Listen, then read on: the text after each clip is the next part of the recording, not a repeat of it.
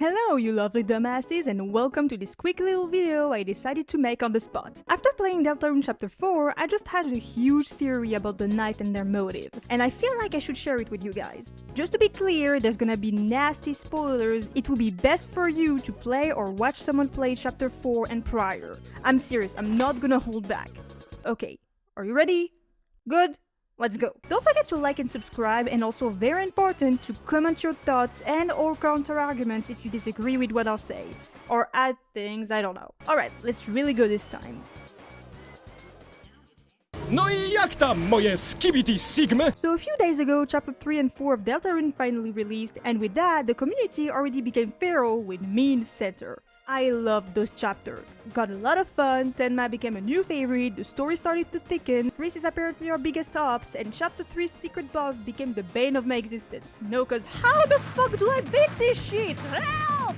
Anyway, so before going into it, I'm gonna explain some things first to add a little bit of context. So, Deltarune takes place in a little village, and throughout the game, we learn that there's two worlds coexisting together. The light world, which is the normal world that we know of, and the dark world, some sort of fantasy dimension that exists only in the shadows. In the dark world, there's what we call a dark fountain, giving the dark world its form and keeping the balance in check. That is, until the arrival of the night. The night's goal isn't very clear, apart from the fact that they keep creating more and more dark fountains, disturbing the balance and raising the chances of awakening the titans, dark entities whose only goal is to destroy. For many years now, people have been speculating about who the knight might be and what their goal is, and I think I'm into something. First, the knight's identity. So after playing those chapters, like I said, I noticed a lot of people speculate about the knight and their identity. The most common being that the knight is actually December, Noel's most probably deceased sister. And at first, I thought that too, but after playing chapter 4, I am now convinced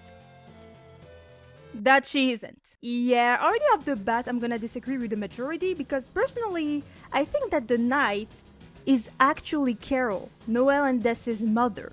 Here's why. First off, the antlers. Out of all the characters we've seen, Carol's antlers looks the most like the knight's antlers. Second, the knight's weapon. We've seen that the weapon they carry seems to be a long sword, and when we visit Noel's house in chapter 4, at one point we come across, you guessed it, a long sword, to which Noel explains that this is actually her mom's katana. And my last proof of why it can't be Des is the fact that she's most likely dead. Let me explain. We know that only a lightner can make fountains. Not only that, but at the end of chapter 3, we see the knight escaping into the light world before going to the shelter. Here's the thing though. In chapter 4, we meet Jerson in the dark world, even though he is dead in the light world. This means that in some circumstances, dead people can be revived, but only, and I mean only, in the dark world. That means that the knight can't be Des, because if she's dead, she can't go to the light world because she can only exist in the dark world. And I know some of you might say that maybe she isn't dead actually, but I don't think so, because that's where my second theory comes around, the theory about the knight's motive. First off, thanks to chapter 4, we know that Chris and Carol are actually working together, meaning that Chris is helping the knight. But why? And that's the reason why I think that Des is actually dead, because Carol's objective is actually to revive Des.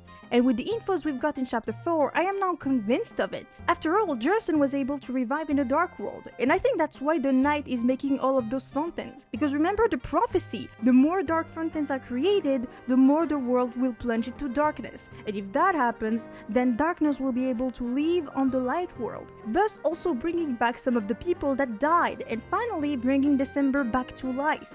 But then, there's one problem, which is the Titans. She likely knows that creating more dark fountains will just awaken the Titans and bring the world into chaos, so why would she do that? Well, I do have a simple explanation, which is that she just doesn't care. Yeah, I know, that's kind of a dumb explanation, but I think she's just plagued by grief, so much so that she's trying to bring her back no matter the cost. And the reason why Chris helps her is for the same reason.